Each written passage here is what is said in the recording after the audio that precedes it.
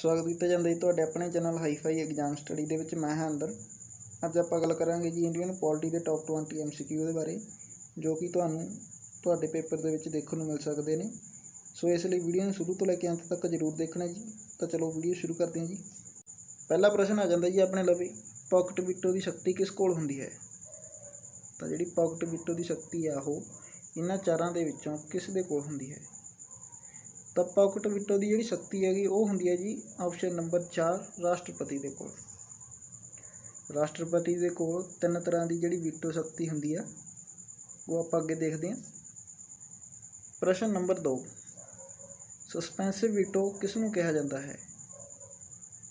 जी suspensive विटो आ गई वो pocket विटो नूं कहा जाता वा, रैगूलर विटो नूं कहा जाता वा, जां एब्सोल्यूट विटो नूं कहा जाता है, जां उपरोक्त किसी नूं नहीं कहा जाता। तो राष्ट्रपति के कोल तीन तरह की विटो शक्ति होंगी है। एक होंगी है जी पॉकेट विटो, एक होंगी है जी सस्पेंसिव विटो, तो एक होंगी है एब्सोल्यूट विटो। तो इन्हां दे विचों जिहड़ी सस्पेंसिव विटो होंगी है उसनूं रैगूलर विटो भी कहा जाता वा। इसलिए अपने कोल ऑप्शन नंबर 2 आ जिहड़ा ओह राइट आ जाता। प्रश्न नंबर 3, किसी भी उम्मीदवार नूं सुप्रीम कोर्ट का जज बनने के लिए हाई कोर्ट दे विच किन्ने साल वकालत की होनी चाहिए है। जेकर कोई भी उम्मीदवार आ उसने सुप्रीम कोर्ट का जज बनना है तो उसनूं हाई कोर्ट दे विच किन्ने साल वकालत की होनी चाहिए है। तो उसनूं वकालत की होनी चाहिए है जी 10 साल। 10 साल उसने वकालत की होनी चाहिए है जेकर सुप्रीम कोर्ट का जज बनना, अते 5 साल उसने बकायदा हाई कोर्ट के विच जज के तौर पर काम किया होना चाहिए, जो कि उम्मीदवार आ जिहड़ा सुप्रीम कोर्ट का जज बनना चाहता है। प्रश्न नंबर 4, राइट टू प्रॉपर्टी किस आर्टिकल के अंदर है। तो जिहड़ा राइट टू प्रॉपर्टी आ वो किस आर्टिकल के अंदर है जी। तो वह है ऑप्शन नंबर 3 आर्टिकल 301A दे विच। Right to property article 300A दे विच दर्ज है जी। प्रश्न नंबर 5, फंडामेंटल राइट्स विचों राइट टू प्रॉपर्टी नूं किस संशोधन द्वारा कढ़िया गया है। तो किहड़े संशोधन द्वारा फंडामेंटल राइट दे विचों राइट टू प्रॉपर्टी नूं कढ़िया गया है। तो यह कढ़िया गया है जी ऑप्शन नंबर 2 44वें संशोधन के द्वारा। प्रश्न नंबर 6, फंडामेंटल राइट्स विचों राइट टू प्रॉपर्टी नूं कदों कढ़िया गया। तो फंडामेंटल राइट्स के विचों राइट टू प्रॉपर्टी नूं 44वें संशोधन द्वारा 1978 दे विच कढ़िया गया। प्रश्न नंबर 7, संविधान की आत्मा किस आर्टिकल नूं कहा जाता है। तो संविधान की आत्मा आर्टिकल नंबर 32 नूं कहा जाता है जी। प्रश्न नंबर 8, वातावरण सुरक्षा नाल संबंधित आर्टिकल किहड़ा है। तो वातावरण सुरक्षा नाल संबंधित आर्टिकल किहड़ा है जी।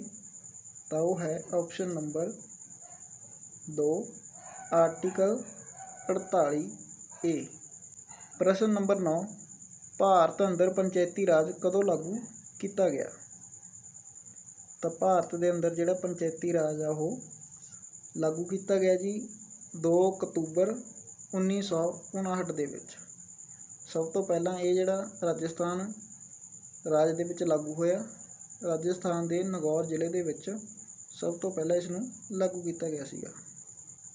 प्रश्न नंबर 10, किहड़ा आर्टिकल दसदा है कि भारत की एक संसद होवेगी।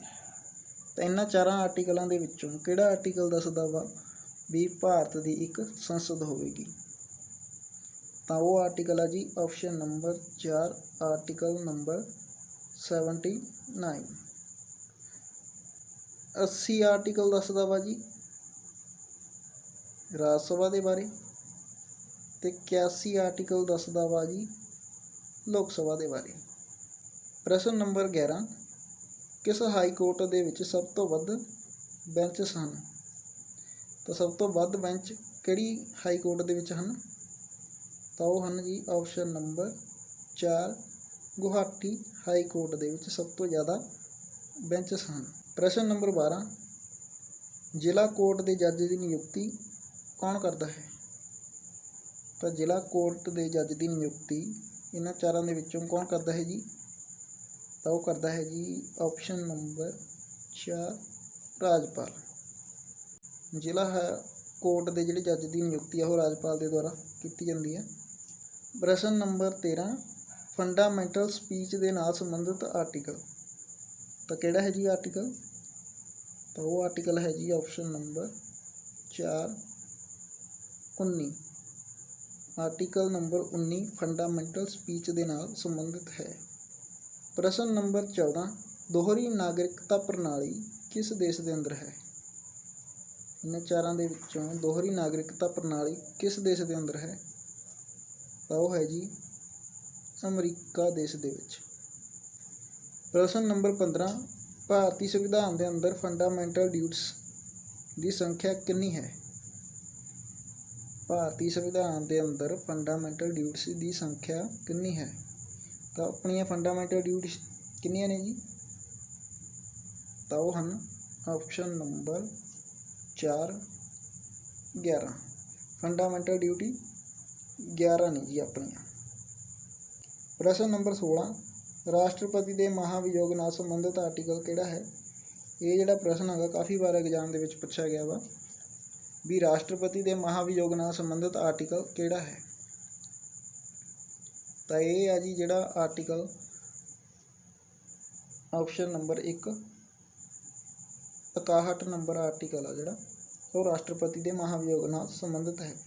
ਪ੍ਰਸ਼ਨ ਨੰਬਰ 17 ਸਰਪੰਚ ਬਣਨ ਦੇ ਲਈ ਘੱਟੋ ਘੱਟ ਉਮਰ ਕਿੰਨੀ ਹੈ? ਤਾਂ ਕਿੰਨੀ ਉਮਰ ਦੇ ਵਿੱਚ ਜਿਹੜਾ ਵਾ ਬੰਦਾ ਸਰਪੰਚ ਬਣ ਸਕਦਾ ਹੈ? ਤਾਂ ਉਹ ਬਣ ਸਕਦਾ ਹੈ ਜੀ ਆਪਸ਼ਨ ਨੰਬਰ 1 21 ਸਾਲ ਦੀ ਉਮਰ ਦੇ ਵਿੱਚ ਕੋਈ ਵੀ ਬੰਦਾ ਵਾ ਜਿਹੜਾ ਉਹ ਪਿੰਡ ਦਾ ਸਰਪੰਚ ਬਣ ਸਕਦਾ ਹੈ। ਪ੍ਰਸ਼ਨ ਨੰਬਰ 18 ਭਾਰਤੀ ਅਰਥ ਵਿਵਸਥਾ ਦੇ ਪਿਤਾ ਕਿਸ ਨੂੰ ਕਿਹਾ ਜਾਂਦਾ ਹੈ? ਇਹਨਾਂ ਚਾਰਾਂ ਦੇ ਵਿੱਚੋਂ ਕਿਸ ਨੂੰ ਭਾਰਤੀ ਅਰਥ ਵਿਵਸਥਾ ਦੇ ਪਿਤਾ ਕਿਹਾ ਜਾਂਦਾ ਵਾ ਜੀ? ਨਰਿੰਦਰ ਮੋਦੀ ਤੇ ਤਾਂ ਕਾਟਾ ਹੀ ਲਾ ਦਿਓ, ਇਹਨਾਂ ਨੂੰ ਤਾਂ ਕਿਹਾ ਨਹੀਂ ਜਾਂਦਾ।